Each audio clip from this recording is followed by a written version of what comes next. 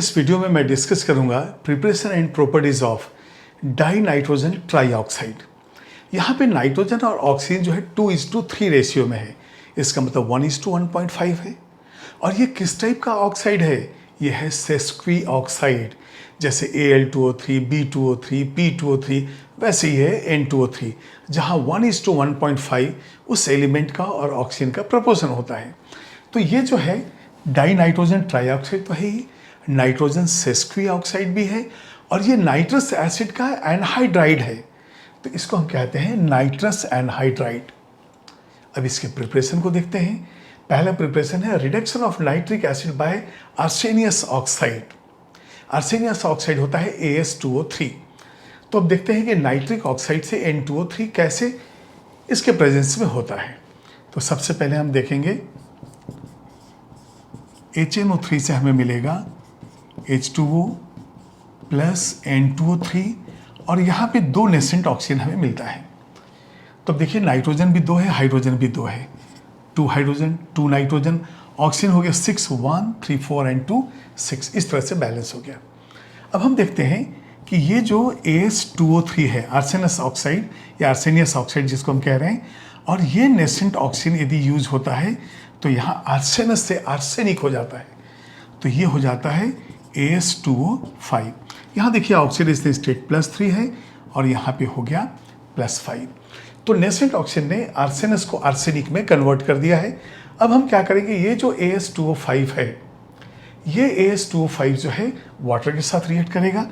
तो अब देखते हैं हम AS2O5 प्लस H2O, वाटर तो इसके अंदर ऑलरेडी है हमारे पास, एक्वस सॉल्यूशन है। तो यहाँ से बनता है H3ASO4। अब आर्सेनिक 2 है, हाइड्रोजन 6 हो गया, तो 5 and 3 8, ये बैलेंस हो गया। अब हमें देखना है कि जितना नेसेंट ऑक्सीजन है उतना ही AS2O5 और O में ऐसा होना चाहिए ताकि वो कैंसिल हो जाए। ये 2 है, ये ऑलरेडी बैलेंस नहीं, ये AS2O5 के लिए हमें 2O लेना चाहिए, तो ये बैलेंस है। इसका मतलब ये कैंसिल हो जाएगा।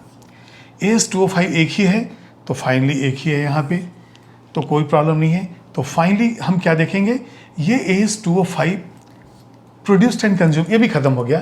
तो ये हो जाएगा 2HNO3।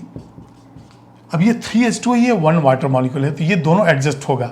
तो ये हो जाएगा 2H2O प्लस AS2O3।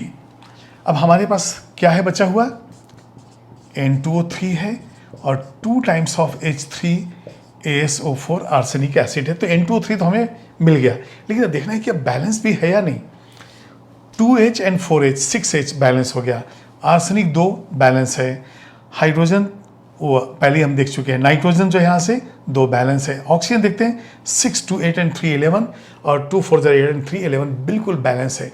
तो इस तरह से हमें जो है N2O3 मिल जाता है जब हम रिडक्शन ऑफ नाइट्रिक एसिड करते हैं आर्सेनस ऑक्साइड से। ये जो नाइट्रोजन, जो N2O3 जो नाइट्रोजन का ऑक्साइड है, यदि हम सॉलिड स्टेट लेते हैं तो ये N2O3 फॉर्म में होता है, लेकिन वेपर फेज में ये कॉम्बिनेशन होता है NO एंड NO2 का।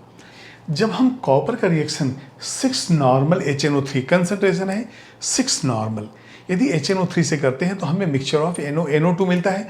मतलब वो क्या है, N2O3 वेपर फेज में जो है वो कॉम्बिनेशन हमें मिलता है। तो अब हम यहाँ देखेंगे, ये देखिए कॉपर है प्लस HNO3, तो यहाँ हो जाता है copper nitrate CuNO3 taken twice, plus यहाँ पे NO एंड NO2। अब ये देखिए ये दोनों क्या है, इनफैक्ट ये जो है N2O3 है हमारे पास।